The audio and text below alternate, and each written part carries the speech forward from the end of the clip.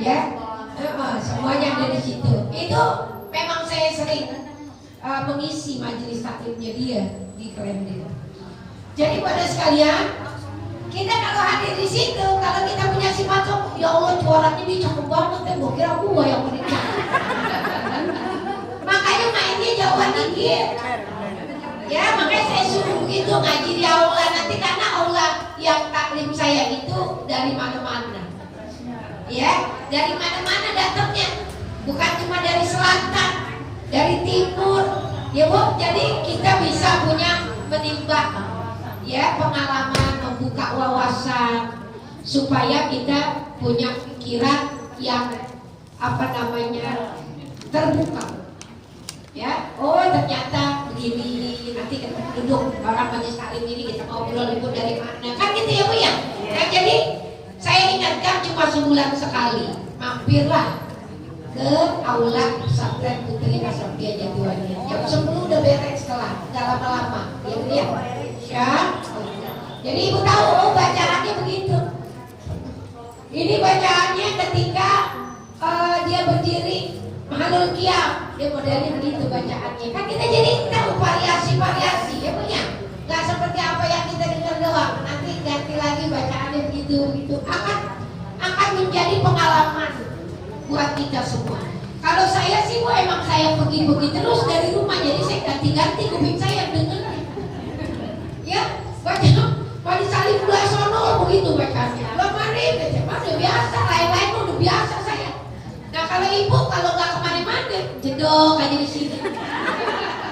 Ya, itu ibu nggak bakalan lihat. Oh ternyata kalau dipadukin suaranya suaranya Pak Ija Haris, suaranya Nunung Mas Nuri, ya kayak kemarin begitu. Kan jadi ibu punya pengalaman. Jadi buat sekalian, barusan pun tadi saya di Cakung ketemu sama Pak Ija Haris habis ngomong. Gimana tuh masalah kemarin ceritanya aula? Saya bilang bagus, saya bilang. Makanya pada sekalian, kita tuh kalau kita luas di dalam kita bergaul, ya insya Allah jauh dari kesombongan. Kenapa? Karena kita lihat orang lain dulu, kelihatannya yang kono modelnya begini, yang ini modelnya begini, ya Bu ya, kita udah biasa. Saya aja kalau ceramah ada yang merenggut, biarin dia merenggut. Emang dia pengen tampangnya begitu, mau diapain? Ya emang tampangnya asem. Walaupun saya ketawa, dia diam aja merenggut, biarin aja. Udah biasa saya 25 tahun kayak begini, ketemu si Anu udah 25 tahun. Jadi kagak kaget, biarin. Emang dia mungkin dari sononya kali tampangnya begitu. Ya saya kagak pikirin. Jadi makanya saya nggak pernah punya Bu, berpikir hal-hal yang jauh overthinking, itu capek. Saya selalu bilang bahwa kita berpikir praktis saja, banyakin aja husnuzon, jadi nggak ribet.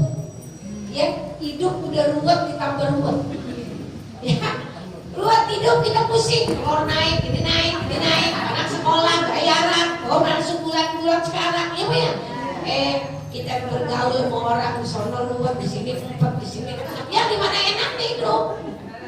Ya, jadi nggak perlu kayak begitu.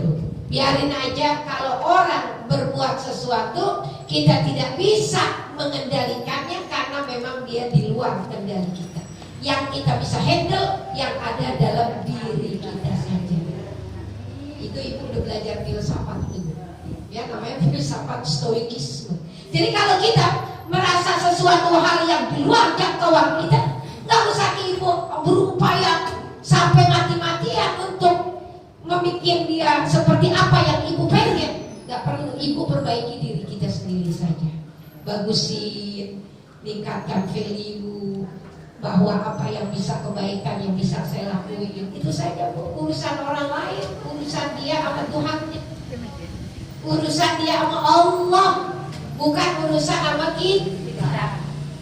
Jadi kita sama orang lain gak ada pusing. Tadi Bu, kalau dipusing begitu gak enak deh hidupnya. Makan kagak enak, ya Bu ya.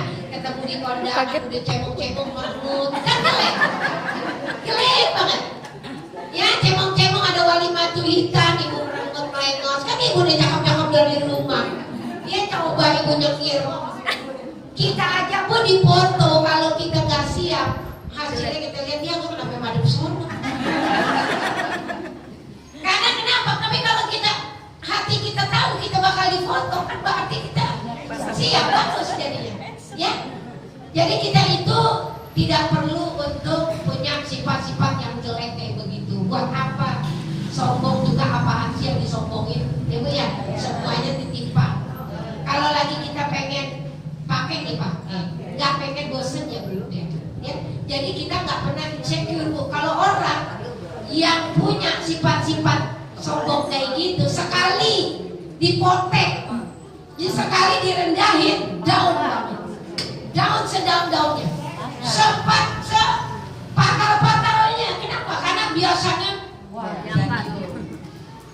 biasanya saya kalau kondangan dipip, nih adikku kagak dipip. Kenapa makan nasi sama ada sayurnya? Kenapa pikirannya aneh? Ya Bu ya, saya nggak pernah begitu Bu. Mau nggak pip, mau pip, bodoh amat.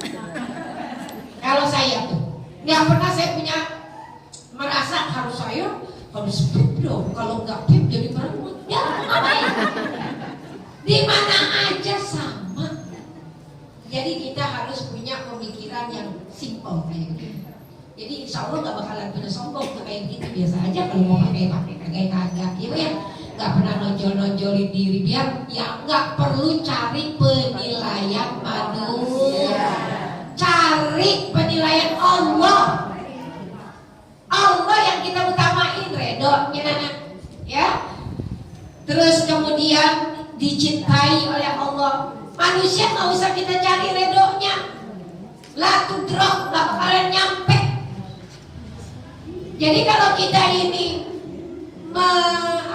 memakai sesuatu nikmat yang Allah kasih hanya mencari daripada penilaian manusia, ibu akan capek luar biasa. Ya Bu ya, akan gampang kecewa, akan gampang kesel. Apalagi orangnya yang baperan. Ya Bu ya, ya Allah sedikit-sedikit berasa gak enak, sedikit-sedikit hatinya kesentuh, kesungging. Enak apa enggak begitu? Ya Allah, kita di rumah udah pikiran kita banyak ya Bu ya. Anak kita pada begini, yang ini begitu, yang ini udah gede, udah lain lagi urusannya. Dulu sekolah udah sampai tinggi, lain lagi sekarang lagi cariin pasangannya. Kan begitu. Banyak pikiran kita. Ya, siapa yang kita pengen pasangin? Kayak saya begitu. Anak saya sekolah ini siapa yang pengen saya pasangin buat anak saya? Jadi pada sekalian, terus saja namanya juga manusia. Ya Bu ya, nggak ada habisnya. Makanya kita harus tahu yang kita prioritaskan, yang terbaik yang bisa kita lakukan. Jangan orang lain menyita pikiran kita, padahal kita nggak bisa kendalikan dia apa-apa. Yang bisa kita kendalikan diri kita. Perbaiki kurang kita, jelek kita, lemah kita perbaiki. Kalau ibu udah punya pola pikir begitu, nggak pakai sombong-sombongan, biasa aja. Lagi ada alhamdulillah, lagi kagak alhamdulillah juga. Walaupun alhamdulillahnya rada lemes.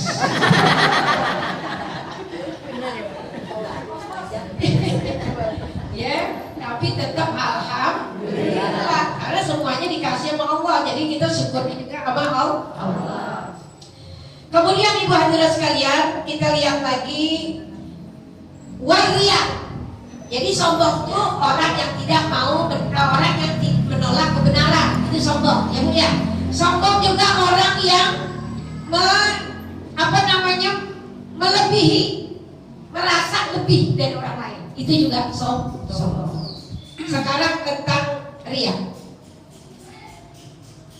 Ya, jadi merendahkan orang lain, meremehkan orang lain, menolak kebenaran, itu namanya sombong. Menurut hadis Muslim, sombong itu adalah orang menolak kebenaran dan meremehkan orang lain. Dua-duanya jangan. Ya, dua-duanya jangan ada pada diri kita, karena menurut hadis Nabi itu termasuk sombong. Riya juga menjadi sombong juga nih, bagian dari sifat sombong. Seseorang yang memiliki ria ingin kelebihannya dilihat oleh manusia, menginginkan kedudukan, pengagungan di sisi manusia dengan amalan akhirat. Nauzubillah min dzalik. Jadi mereka pamer memiliki sifat ria dan enggan menolong dengan barang yang berguna. Jadi orang ria itu memamerkan kelebihannya supaya dilihat oleh manusia. Apa saja? Ibu punya sesuatu biar dilihat. Ibu punya barang sesuatu bisa biar orang tahu. Jangan. Kalau ibu lagi punya sesuatu, ibu lagi kepengen pakai, ya udah. Nggak ada niatan apa-apa. Ada orang saking kepengen dilihat orang, sekali waktu dia lupa pakai gelangnya, dia lupa pakai cincinnya, ya pas turun dari mobil dia kaget, gelang gua mana nih? Halo, ya, nanti jam 2 ya, jam 2-an ya. Salam. Jadi kita harus tahu bahwa apapun yang Allah titipkan sama kita, walaupun kita suka, semuanya titipan. Kalau kita mikirnya ini sesuatu hasil kerja keras saya, ya harus saya kasih tahu orang biar orang lihat saya lebih dari mereka. Ibu udah punya sifat bibit-bibit kesombongan. Semua yang ada pada kita harus yakin ini semua titipan. Itu kunci. Namanya titipan, ibu udah tahu sendiri dia bakal ada ambil dong. Ya bu ya, ibu nggak punya miliki karena titipan, namanya nitip. Kan berarti yang nitip bakal bisa ambil kapan saja lagi. Jadi cara melihat nikmat yang Allah kasih, apalagi harta, titipan Allah titipin. Kalau itu ibu punya sadar, itu nggak pernah ibu punya sombong. Walaupun ibu punya mobil cuma pakai aja, nggak ada mikir supaya orang lihat mobil saya, supaya segala macam. Ibu punya tas mahal, nggak perlu dilihat-liatin, orang juga tahu mahal atau murah, kan kagak ngebuang. Ya bu ya, nggak mungkin kita punya sesuatu nggak usah digituin, orang juga dilihat potongannya, lihat baik potongan orang ada kagak. Benar apa enggak? Benar. Iya, jadi nggak perlu lagi punya sombong, jadi nggak percaya diri. Ya karena kenapa itu? Karena ibu ngerasa harus orang tahu, jadi ibu hidupnya dalam beban. Kan yang paling enak hidup nggak punya beban banyak ibu ya. Jadi kalau kita punya sesuatu, Allah yang bakal kasih. Nanti kalau emang kita kasih orang, emang haknya orang untuk nikmatin rezeki kita. Gitu ya bu ya. Jadi itu yang harus penting, jangan sampai ria, karena ria adalah bagian dari sombong. Dan kalau kita punya pemikiran dasar daripada harta yang Allah titip adalah titipan. Udah titip, nggak pakai koma.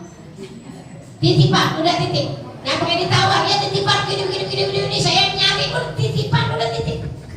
Ya, jadi ibu kagak banyak lagunya. Kalau titipan, pegangin titipan kan lain, jangan lo titipan nih. Kalau punya kita kan luar biasa, jangan. Jadi apa yang kita miliki titipan, Allah kasih titipan saja buat kita. Alhamdulillah. Wallahu a'lam bishawab. Terus saya udah ditelepon sama orang yang suruh saya ceramah lagi. Jadi kita ketemu lagi di lain waktu dalam satu ya.